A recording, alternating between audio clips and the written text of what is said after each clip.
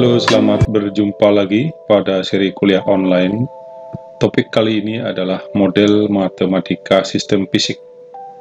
Pada video kali ini akan diuraikan secara tuntas bagaimana cara mendapatkan fungsi alih atau fungsi transfer dari sebuah rangkaian elektromekanik, yaitu generator DC penguat medan. Sangat mudah dan enteng, yakin Anda pasti bisa. Silakan simak dan ikuti video ini secara perlahan-lahan, ikuti sampai selesai, dan ikuti langkah demi langkah hingga tuntas. Anda pasti bisa. Baik, kita mulai. Fungsi alih generator DC berpenguat medan.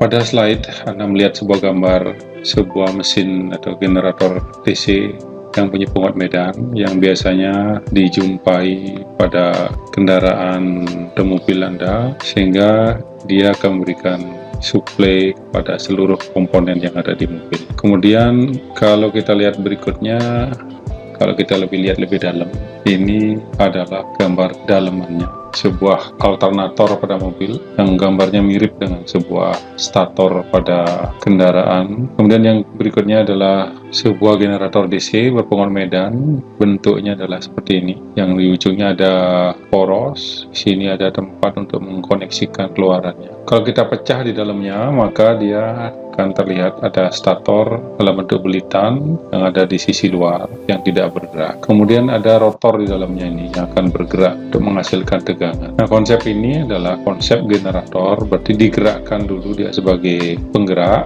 maka dia akan mengeluarkan tegangan. Besar kecilnya tegangan itu dapat diatur dengan menggunakan penguat medannya, juga bisa diatur. Nah, sekilas tentang bentuk fisik dari sebuah generator adalah seperti ini. Mungkin ada juga yang bentuk lain, alternatornya tidak seperti ini. Nah, untuk melihat rangkaian daripada generator DC, maka digambarkanlah seperti pada gambar yang ada di layar, di mana ada poros ini yang diberi simbol N, yaitu ini akan berputar. Setelah ini diputar, maka dia ada energi generator, ada tegangan generator yang akan mengalir melalui RG, kemudian ke LG, kemudian ke beban. Ini tegangan outputnya adalah EA yang akan dibebani dengan ZS. Di dalam rangkaian ini akan muncul arus, namanya arus jangkar.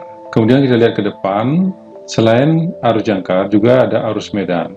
Arus medan ini akan diatur oleh tegangan medan yang kita injeksikan. Tegangan medan ini yang akan mengatur besarnya keluaran yang diinginkan. Tegangan dari EF ini akan mengalir menuju RF, ada tegangan RF, kemudian ada tegangan pada LF, sehingga ada aliran arus. Nah, berikutnya kita akan uraikan lagi dari gambar ini. Kita akan bisa menganalisa berdasarkan analisa rangkaian listrik. Berikut disampaikan gambar ulang untuk menganalisa kita per bagian. Perhatikan pada rangkaian sisi kiri. Pada rangkaian sisi kiri ada tahanan RF, ada LF, ada EF. Pada rangkaian sisi kiri ada namanya tegangan medan, yaitu EFT sama dengan RF dikalikan dengan IFT. Perhatikan arus yang mengalir di sini ditambahkan dengan arus IFT pada LF, ini kita sebut dengan persamaan satu. Berikutnya pada EG ada dipengaruhi oleh EF, maka dia EGT, GGL itu sama dengan K1N kali theta T. K1 adalah konstanta pertama, N kecepatan. Kemudian theta T sama dengan K2 kali IF dikalikan dengan T. Ini karena satu sama lain saling berpengaruh. Sehingga IF didapat sama dengan EGT dibagi KG. KG ini adalah konstanta generator yang merupakan perbandingan antara K1 dan K2. Nah, bisa dicoba dihitung dengan memasukkan nilai tetanya. Theta dimasukkan ke sini, kemudian kita dapatkan nilai KG. Berikutnya adalah EF. Setelah mendapatkan nilai IF, maka dari persamaan satu ini kita masukkan EFT sama dengan RF ditambah IF, EGT per KG ditambah ini LDIF, L kali DIF. Mana IF ini? Turunan pertama dari EGT per KG DT. Sangat mudah bukan? Jadi tetap konsentrasi. Baik, kita lanjutkan.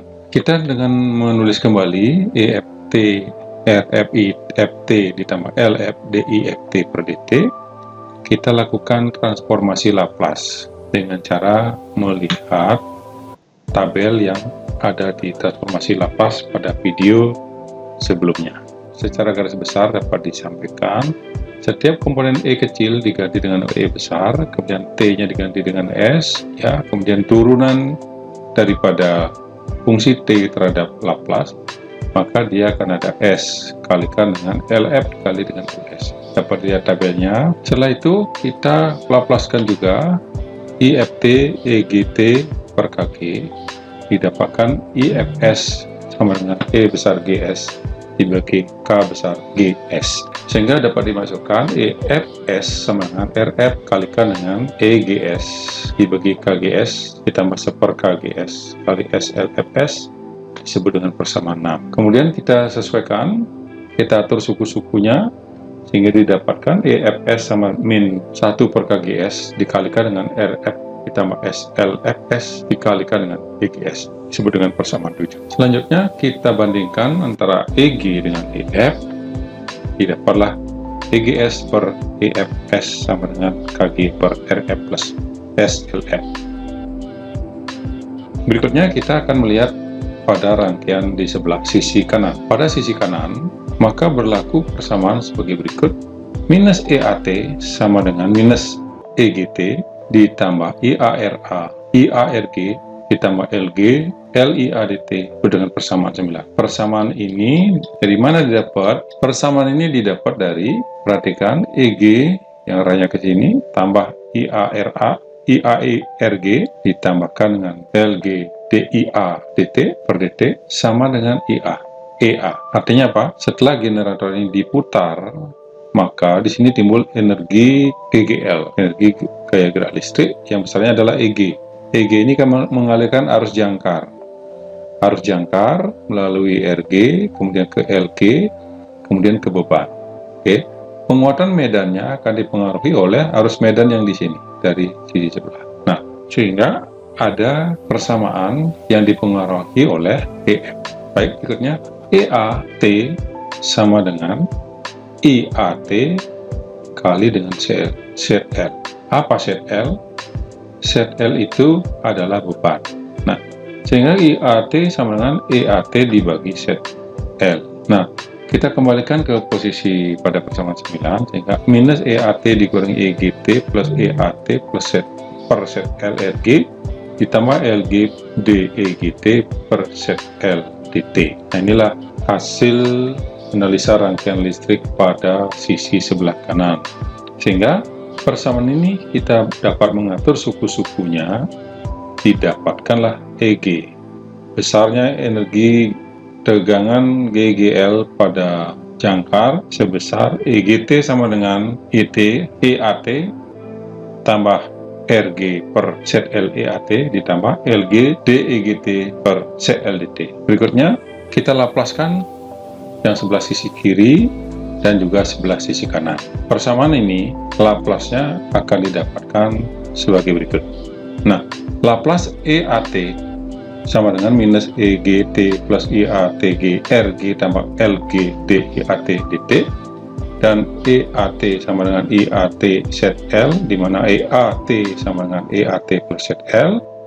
Ini dengan mengatur kembali IAT-nya, maka didapat EAT sama dengan minus EGT tambah EAT per ZL RG ditambah LG per ZL dikalikan dengan turunan DEGT per DT. Dengan mengatur suku-sukunya, maka didapat EG, saya tulis kembali, sama dengan ETA plus RG ZL EAT tambah LG DEG LG ZL DEGT per DT. Kalau kita Laplacekan, maka kita akan mendapatkan EG yang ini, ya. EG ini kita Laplacekan, jadi setiap komponen huruf kecil EG, E-nya diganti dengan huruf besar, T-nya ganti dengan S. Tentu akan melihat tabel Laplace-nya, sehingga didapat EGS sama dengan 1 plus RG per ZL dibagi SLG per ZL dikalikan dengan EAS. Kita sebut dengan persamaan 14.